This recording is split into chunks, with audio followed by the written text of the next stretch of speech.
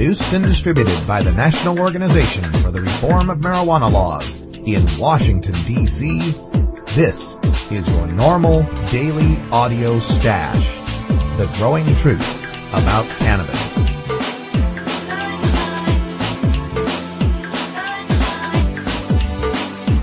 Welcome to the most popular podcast regarding marijuana in all of America and all the world, featuring interviews with scientists, politicians, doctors, prohibition policy activists, regular cannabis consumers, musicians, artists, and NORML staff and NORML's board of directors, along with music and comedy no other podcast can offer.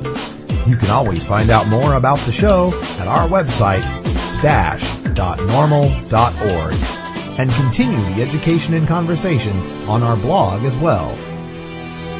We're ending marijuana prohibition with education, one listener at a time.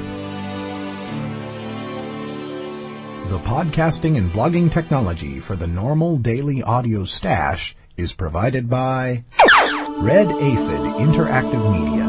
Visit www.redaphid.com. It's Monday, May 12th, and it's 4:20 somewhere in the world. I'm your host, Radical Russ Belville.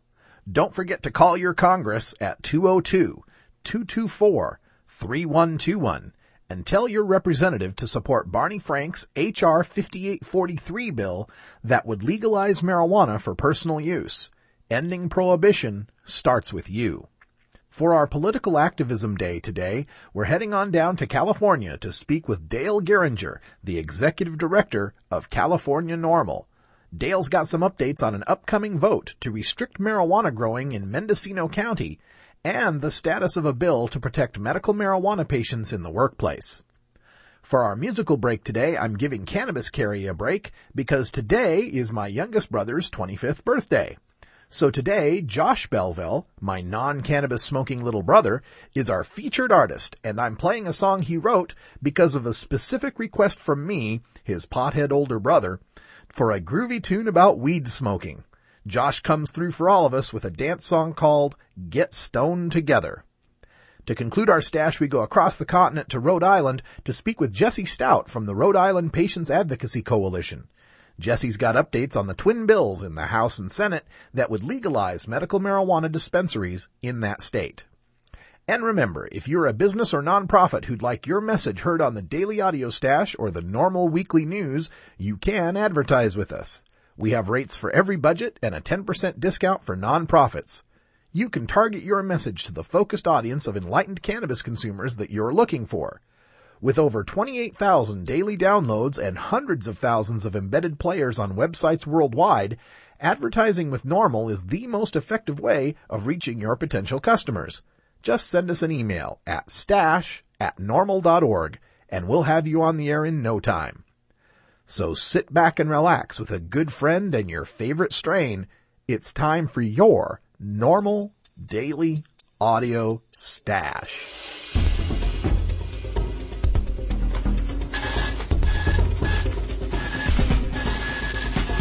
Now it's time to take a look at the latest stories about marijuana from news organizations across America and around the world in our NORML Daily Audio Stash, Hemp Headlines.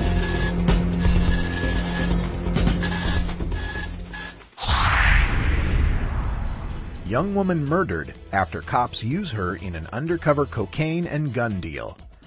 Tallahassee, Florida, from the Tallahassee Democrat. Rachel Morningstar Hoffman, age 23, a 2007 Florida State University graduate, was found dead in rural Taylor County early Friday after two men suspected in her kidnapping and robbery led investigators to her body. Murder charges are pending, according to the Tallahassee Police Department. Hoffman was last seen Wednesday night near Forest Meadows Park while attempting to assist Tallahassee Police Department vice investigators by buying drugs and a gun from the two men. When Hoffman agreed to help police, she was facing multiple felony charges and was in a diversion program after being caught with more than 20 grams of marijuana, Chief Dennis Jones said in a news conference Friday. Hoffman was facing charges of possession of ecstasy with intent to sell, possession of a controlled substance with intent to sell, maintaining a drug house, and possession of drug paraphernalia, Jones said. She agreed to buy 1,500 pills of ecstasy, 2 ounces of cocaine or crack cocaine, and a gun from 2 men, Andrea J. Green and Danilo Bradshaw, Jones said. Tallahassee Police Department spokesman David McCraney would not say whether Hoffman was wearing a wire, but another of Hoffman's friends, Shayna Hale, recalls Hoffman saying that police wanted her to do so. Police did not say why Hoffman was doing the bust, but McCraney said she was not coerced and helped willingly. Hale and other friends said they think police scared Hoffman into thinking she was going to spend years in prison for the felony charges if she didn't become an informant. Here at NORML, we have a saying that marijuana is not fatal, but its prohibition can be. Paramilitary SWAT raids terrorize and sometimes kill cannabis users, and sometimes non-users, when officers accidentally get the wrong address on a warrant. Or, as in this case, a cannabis user is flipped into becoming an informant in order to avoid lengthy prison time. In this case, we have a young woman who was caught twice with less than 1 ounce of cannabis and some ecstasy pills. Police then press her to give the names of these 2 dealers and to go make a deal, trying to parlay the little fish pot dealer into a bigger fish coke dealer. Now, do you think these guys might figure something is up when a small-time marijuana and club drug user suddenly wants to get a gun, some coke, and dealer amounts of pills? And to meet in a public park? The most shameful thing is the Tallahassee police trying to pin the blame of her death on her shoulders because she left the park, not because they put a naive young woman into a high-stakes drug sting and then lost track of her when she left with the 2 coke dealers. We pleaded with her not to leave. She was able to leave before we could stop her, and decided to meet them on her own. Why? Why did she leave? Were they not coming there, or did they tell her to meet somewhere else? Is that why? Yeah, they had asked her to meet somewhere else. Where? I don't think we will disclose the location just yet. Why didn't the police follow her? Attempts were made, but again, we had a team in place to keep her safe at that location, and it did not entail, it was not predicted that she would leave from that location. That was not part of the plan. The death of Rachel Hoffman just once again illustrates why it is so important that we end adult marijuana prohibition, especially for small personal amounts. Barney Frank's H.R. 5843 would make it legal to possess up to 3.5 ounces of marijuana, far less than what Rachel was caught with, leading to her having to become an informant to try to save herself from some prison time. Next president might be gentler on pot clubs. Ever since California voters became the first in the nation to legalize medical marijuana in 1996, the state has faced unyielding opposition from the federal government, which insists it has the power to prohibit a drug it considers useless and dangerous. That could all change with the next presidential election. As the candidates prepare for a May 20th primary in Oregon, one of the 12 states with a California-style law, Senator Barack Obama of Illinois has become an increasingly firm advocate of ending federal intervention and letting states make their own rules when it comes to medical marijuana. His Democratic rival, Senator Hillary Rodham Clinton of New York, is less explicit, recently softening a pledge she made early in the campaign to halt federal raids in states with medical marijuana laws. But she has expressed none of the hostility that marked the response of her husband's administration to California's initiative, Proposition 215.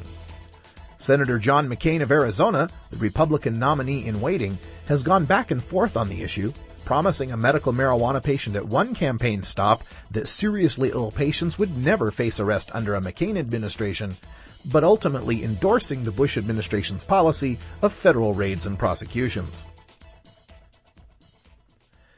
Senator Obama seems to understand that there is legitimate medical use for marijuana, comparing doctor-prescribed morphine to doctor-recommended marijuana.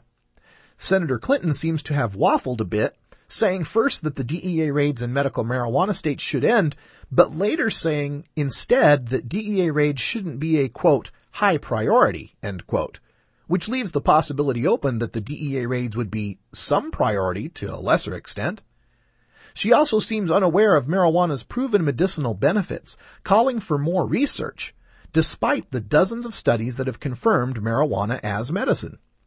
And Senator McCain has flip-flopped numerous times on this issue, telling one patient he'd never be arrested for using medical marijuana, but then stating that he would not end the DEA raids in medical marijuana states. The U.S. role in a Mexico assassination, from the Wall Street Journal. American nonchalance about drug use stands in sharp contrast to what is happening across the border in Mexico. There, lawmen are taking heavy casualties in a showdown with drug-running crime syndicates. On Thursday, the chief of the Mexican Federal Police, Edgar Millan Gomez, was assassinated by men waiting for him when he came home, becoming the latest and most prominent victim of the syndicates. It's no secret that the narcotics trade is like a roach infestation. If you see one shipment or dealer, you can be sure that there are many others that go undetected. The signs of an infestation are everywhere, making a joke of their 40-year claim that any day now they will wipe out American drug use. Yet, if prohibitionists should find this lack of results troubling, imagine how Mexico must view it. That country doesn't even produce cocaine, but it became a transit route to the U.S. when enforcers had some success in curtailing supplies coming through the Caribbean in the late 1990s. That success didn't change the U.S. appetite for the mind-altering substances. Instead, drugs started flowing over land routes and Mexican cartels took charge. Now they are rumored to be in control of most of the traffic from the Andes northward. A U.S.-Mexican joint assessment estimates that more than $10 billion in cash from drug sales flow from the U.S. to Mexico every year. The upshot? Americans underwrite Mexico's vicious, organized crime syndicates. The gringos get their drugs, and the Mexican mafia gets weapons, technology, and the means to buy off or intimidate anyone who gets in their way. Caught in the middle is a poor country striving to develop sound institutions for law enforcement. Most of the drug-related killings since Mexican President Felipe Calderón took office seem to be the result of battles between rival cartels. Still, the escalating violence is troubling. The official death toll attributable to organized crime since the Calderón crackdown began now stands at 3,995. Of that, 1,170 have died this year. Especially alarming are the number of assassinations among military personnel and municipal, state, and federal police officers. The total is 439 for the 17 months and 109 so far this year. Many of these victims have been ordinary police officers whose refusal to be bought off or back off cost them their lives. But as the murder of Police Chief Millan makes clear, high rank offers no safety. 2 weeks before he was gunned down, Roberto Velasco, the head of the Organized Crime Division of the Federal Police, was shot in the head. 11 federal law enforcement agents have been killed in ambushes and executions in the past 4 weeks alone. If U.S. law enforcement agencies were losing their finest at such a rate, you can bet Americans would give greater thought to the violence generated by high demand and prohibition.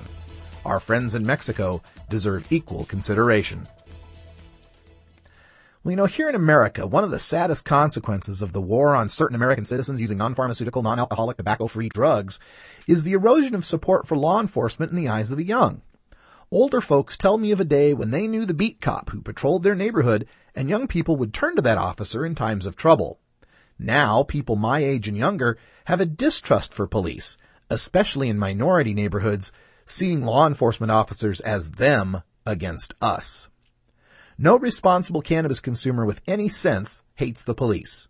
In fact, most of us would prefer to be able to call police in times of crisis and not fear that being caught with the so-called controlled substance would land us prison time. It is unknown how many burglaries or assaults go unreported because the victim is a marijuana user afraid of punishment, but anecdotally I can relate many such occurrences from my friends and family.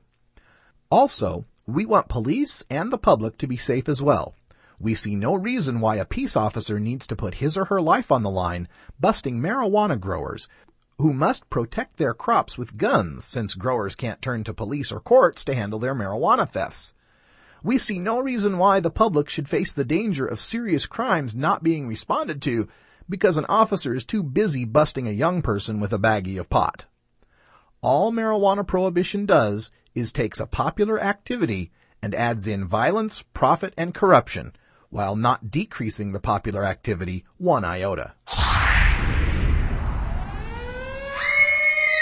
Marijuana is an addictive drug which produces in its users insanity, criminality, and death. Marijuana is the most violence-causing drug in the history of mankind. If the hideous monster Frankenstein came face to face with the monster of marijuana, he would drop dead from fright.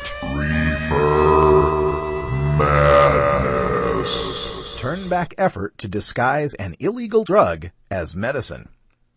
Now, I caught this opinion piece in one of the Minnesota papers as they're discussing medical marijuana legislation. This comes from one of the heads of the police chief lobby. The organizations that represent Minnesota's police chiefs, sheriffs, county attorneys, police officers, and narcotics investigators are united in opposition to legislation that would authorize the use of marijuana for medical purposes. The adoption of this legislation will pose numerous problems for Minnesota's law enforcement officials and will endanger the public safety. Translation? We won't be able to rip up any plant we see and jail every stoner we catch. We might have to investigate and do some paperwork. In its raw form, marijuana is a dangerous drug and is not a medicine. Dangerous in that it has never killed anyone? Not a medicine because millions of people over 5,000 years of history have used it to treat nausea, pain, spasticity, cramps, anxiety, depression, glaucoma, seizures, wasting syndromes, post-traumatic stress, and more? While the pro-marijuana lobby will vigorously refute this fact, citing selective bits of information from inconclusive research, they fail to mention that many professional medical organizations, including those representing the patients proponents say need it most, like the National Multiple Sclerosis Society, the American Academy of Ophthalmology, and the American Cancer Society, do not support the medical use of marijuana. And yet, many medical organizations do, such as the American College of Physicians and many others. Currently, medical researchers and scientists are conducting studies to determine if certain properties of marijuana may be suitable for medical treatment of illnesses or ailments, which can be refined for safe pharmaceutical distribution. One such drug, Marinol, is currently available in pill form. Strange, isn't it, how the free plant with 14% THC is a dangerous drug? But a 100% THC pill costing $20 a pop and making a profit for a pharmaceutical company is suitable for medical treatment of illnesses or ailments? Turns out that the pill isn't as useful as the raw plant as well, because the pill lacks cannabidiol, flavonoids, and terpenoids. A 1999 landmark study of the Institute of Medicine found there is only anecdotal information on the medical benefits of smoked marijuana for some ailments, such as muscle spasticity.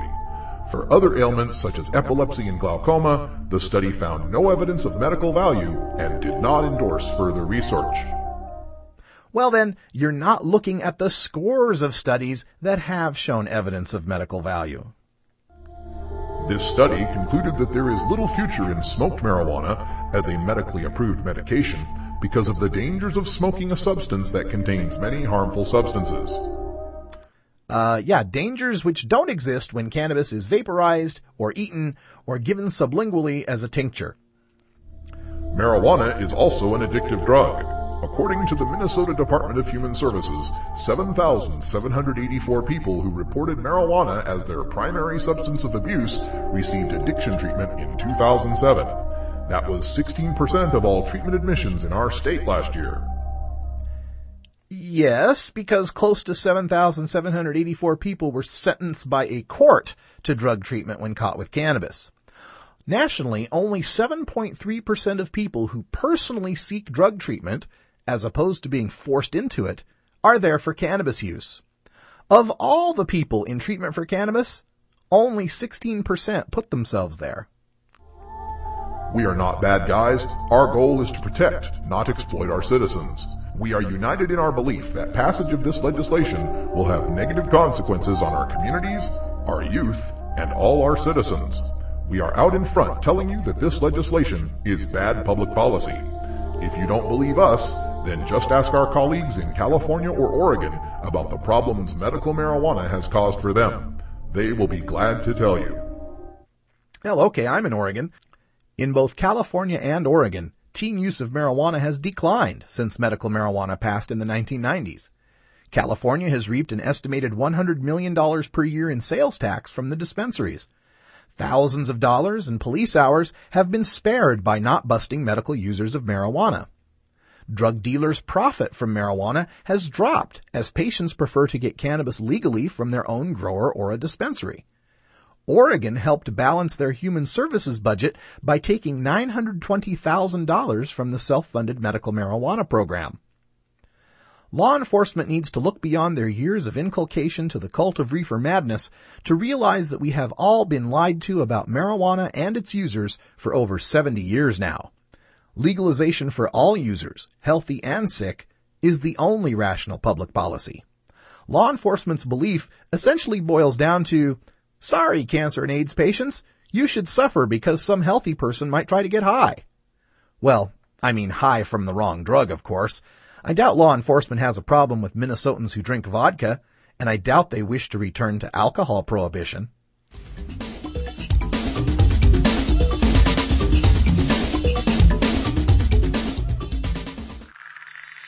Hello, I'm Paul Stanford from the Hemp and Cannabis Foundation, or THCF. Medical marijuana is legal in 12 states today, and THCF has medical clinics in 6 of those states. Our physicians help qualified patients obtain an authorization for medical marijuana in their state. Patients are eligible for medical marijuana with a history of either severe chronic pain and or nausea, cancer, AIDS or HIV, hepatitis, glaucoma, seizure disorders like epilepsy, chronic muscle spasms as in multiple sclerosis or asthma, neurodegenerative diseases such as Alzheimer's, and gastrointestinal disorders like IBS or Crohn's disease. If you or someone you know has one of these conditions, our doctors will help them obtain a permit for medical marijuana. THCF Medical Clinics has offices in Washington State, Oregon, Colorado, Nevada, Hawaii, and California.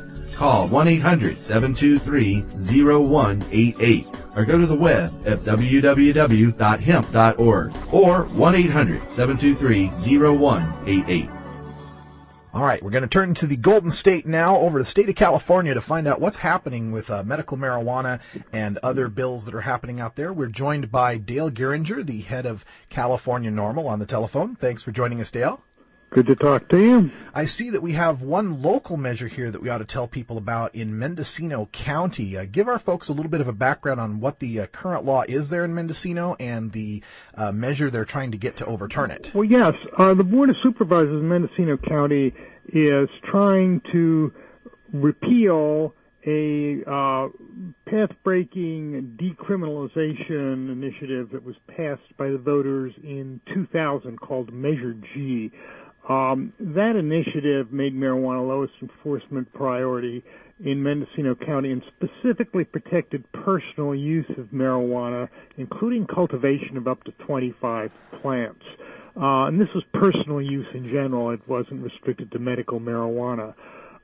There's been a lot of brouhaha recently in the county over alleged abuses by commercial growers, basically, creating nuisances, environmental hazards, growing on other people's lands, and there's been enough public upset about it that the Board of Supervisors put an initiative on the June 3rd ballot to repeal Measure G entirely and the whole concept of personal use of marijuana in Mendocino and roll back the county's limits for cultivation of medical marijuana in specific to just 6 plants, which is the statewide minimum.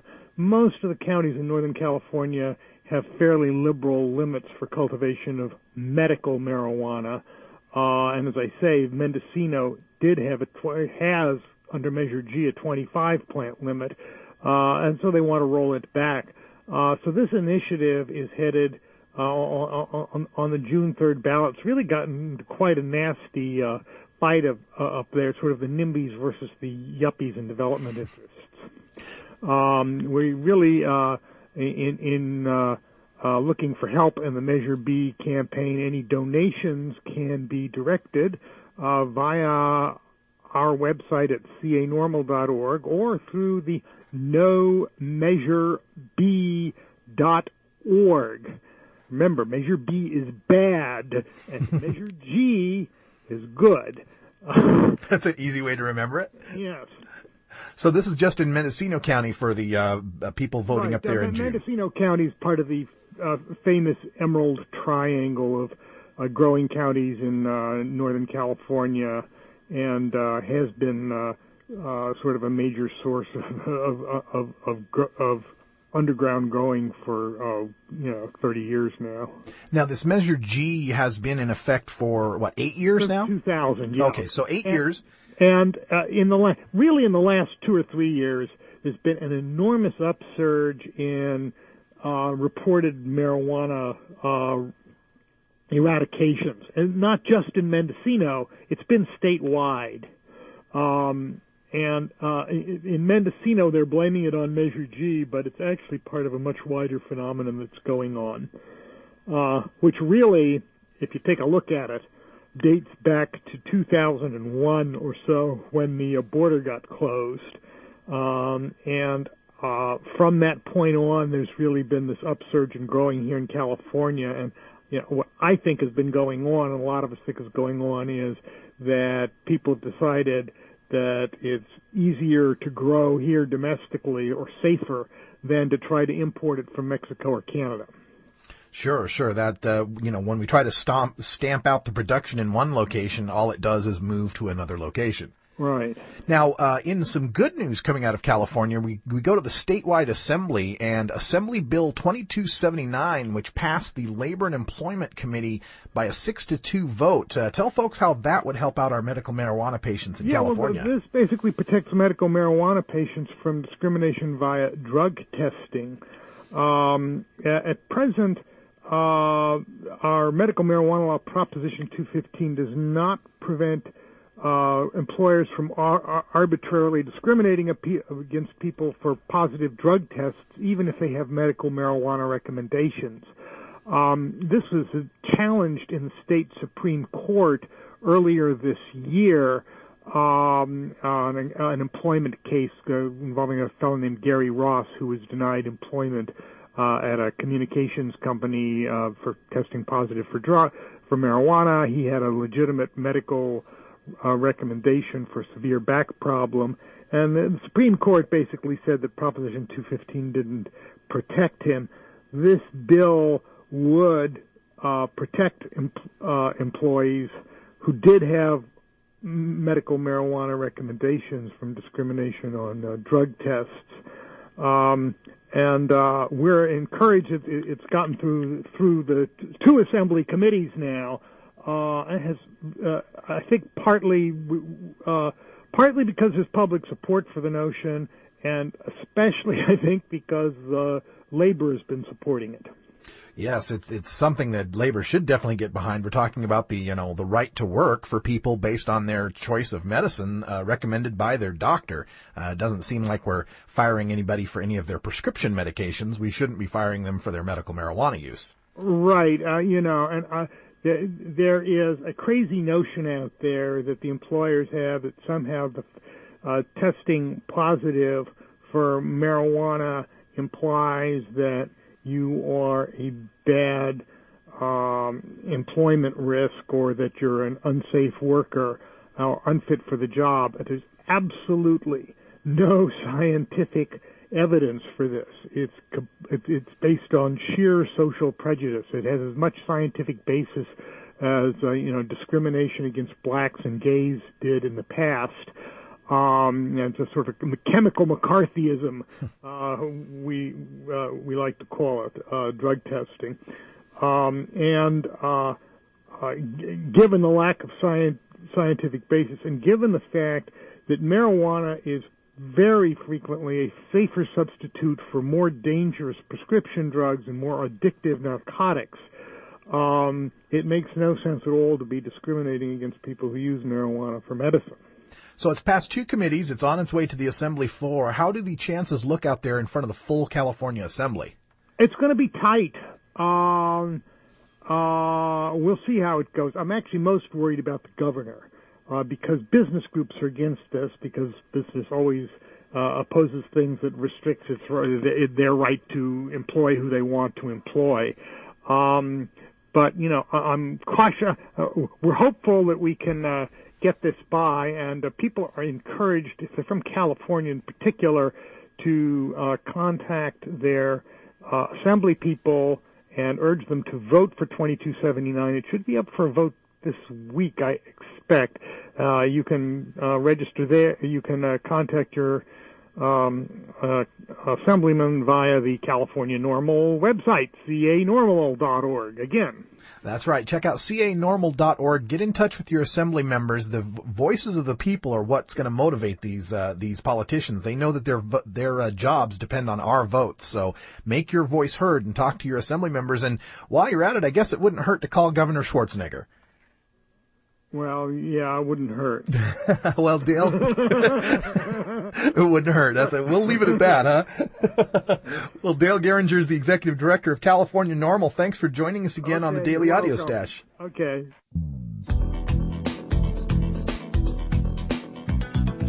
Hi, this is Alan St. Pierre, the Executive Director of NORML. We are the oldest, largest, and best-known marijuana law reform organization in America, and it's all because of your support. Take some time to join NORML at www.norml.org. Your membership supports this podcast, our websites, our policy research and analysis, and our annual conferences. Changing marijuana laws is a grassroots effort, and it starts with you, the stakeholder. Join NORML today and add your voice to the millions of cannabis consumers who demand equality with our beer-drinking friends.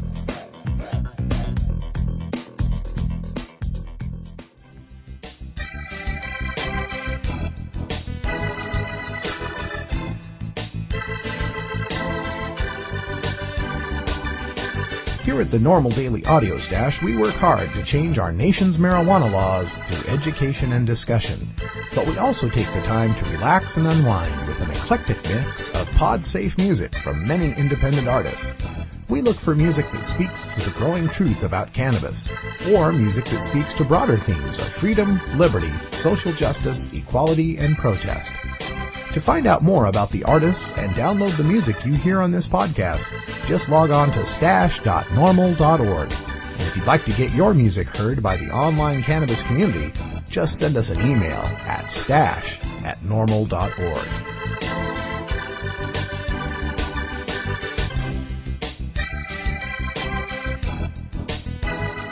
Hey Stashers, Radical Russ here. Welcome to Monday, May 12th, 2008, or as I like to call it, my youngest brother's 25th birthday.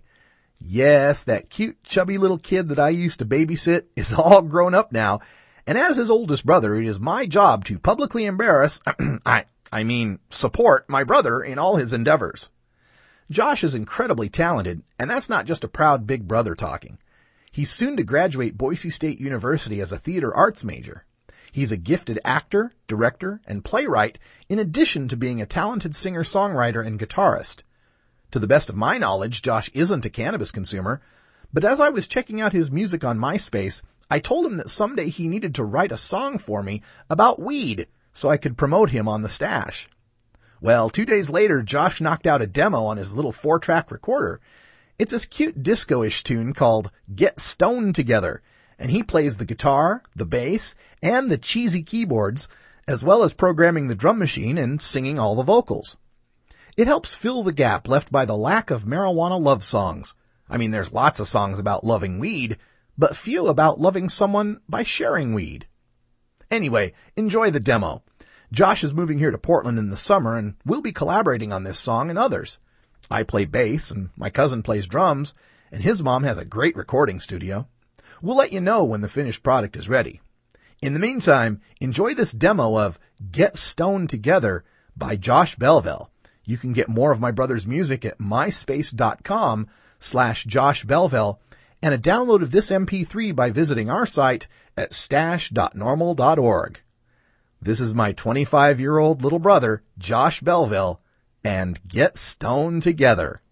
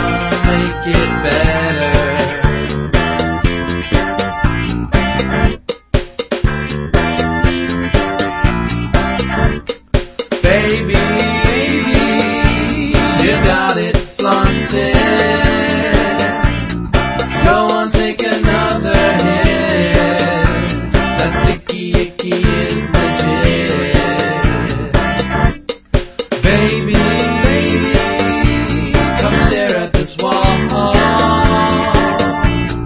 laugh with me at nothing at all. Tonight we're gonna have a ball.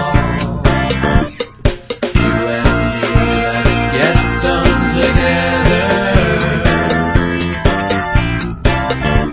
Whatever you feel, I'm gonna make it better. Wherever you go, whatever you do, I wanna spend my life getting stoned with you. Wherever you go, whatever you do, I wanna spend my life getting stoned with you. And this'll sound crazy, baby, but I can't stop staring at your hair. Wherever you go, whatever you do, I wanna spend my life with you.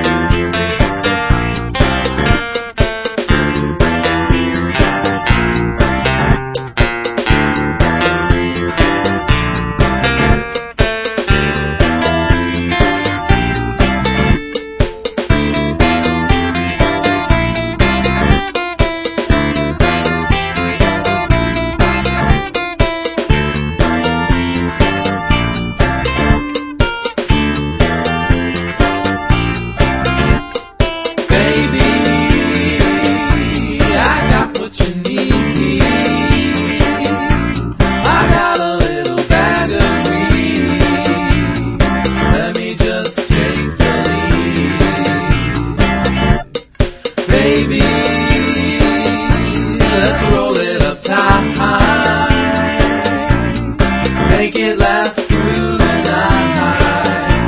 You know I like to do it right. You and me, let's get stoned together. Whatever you feel, I wanna make it better. Wherever you go, whatever you do, I wanna spend my life getting stoned with you. Wherever you go, whatever you do, I wanna spend my life getting stoned with you. And this'll sound crazy, baby, but I can't stop eating all these chips. Wherever you go, whatever you do, I wanna spend my life getting stoned with you. Wherever you go, whatever you do, I wanna spend my life getting stoned with you. Wherever you go, whatever you do, I wanna spend my life with you.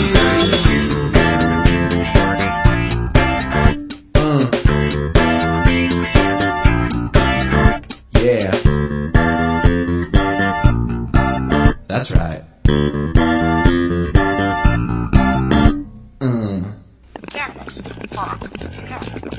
Just say no. No matter what you call it, it's a huge part of popular culture. Where'd you learn that, Cheech? Drug school. You don't need weed school. You just need a copy of the new book, Pot Culture, the A to Z Guide to Stoner Language and Life. Hey, this is great, man. Even if you never smoked marijuana. I never used marijuana. Sorry. Don't think you smoked marijuana. I experimented with marijuana a time or two and didn't inhale. Or you used to smoke marijuana. I inhaled frequently.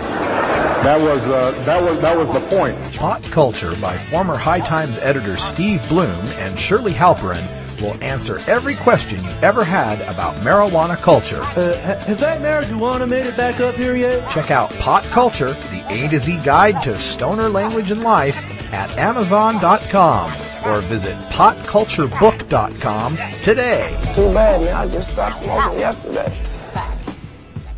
Across the continent now to the state of Rhode Island, where we're joined by Jesse Stout from the Rhode Island Patient Advocacy Coalition. Jesse, welcome back to the Daily Audio Stash.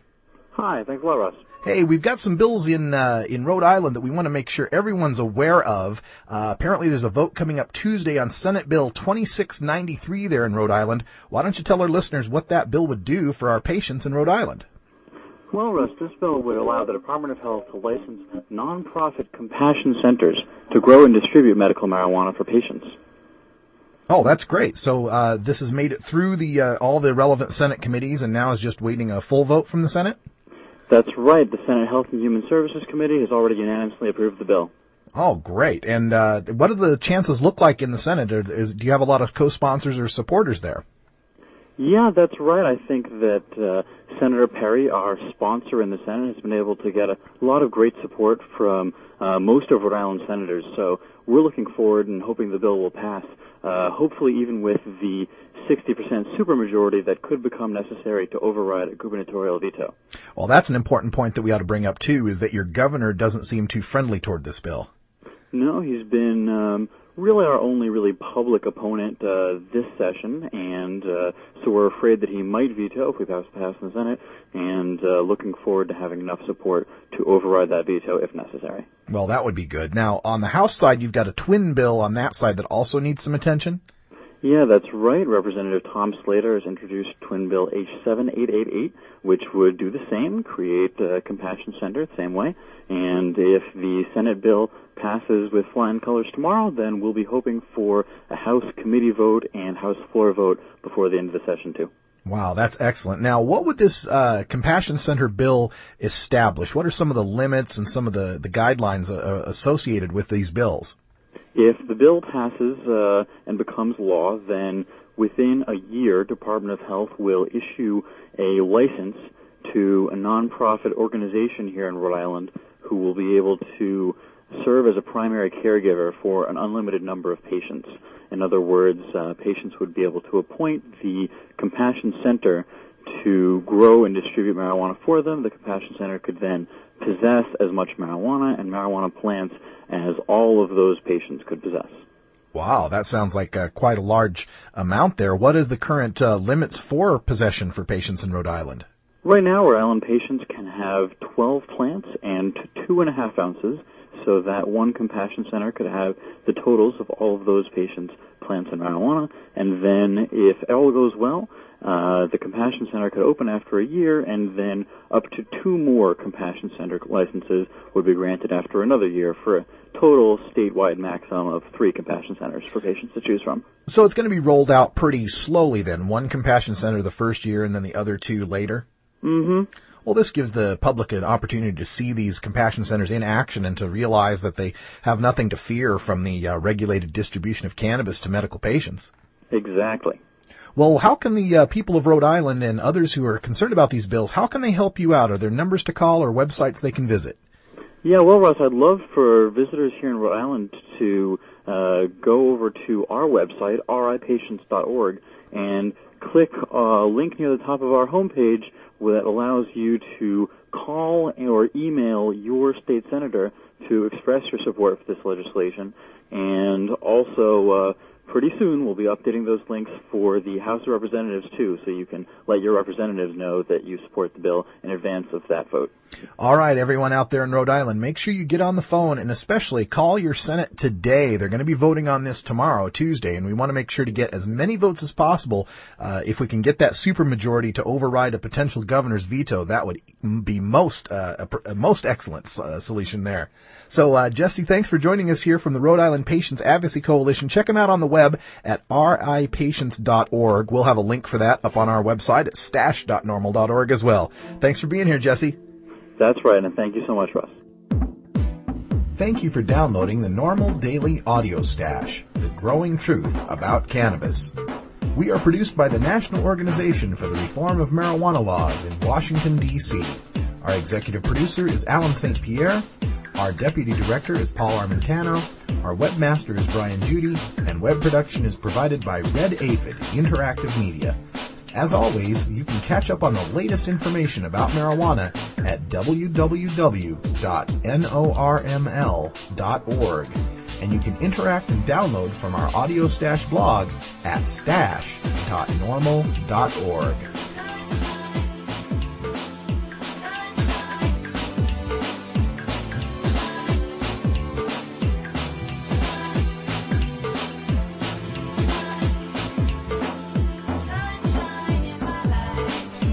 For everyone here at NORML, I'm your host, Radical Russ Belville, hoping all your harvests are bountiful and your encounters with law enforcement are non-existent. leave you today with another one of our cannabis quotes. This one from the LaGuardia Commission, the report that was commissioned in 1944 by the mayor of New York, Fiorello LaGuardia, which stated, quote, "Cannabis smoking does not lead directly to mental or physical deterioration. Those who have consumed marijuana for a period of years showed no mental or physical deterioration which may be attributed to the drug," end quote. Yes, and it goes back farther than that. It goes back to the British East India study from 1894. We've known for over 100 years now that there are no appreciable societal harms from the smoking of marijuana by responsible adults. It's time to end adult marijuana prohibition now, and until next time, take care of each other, tokers.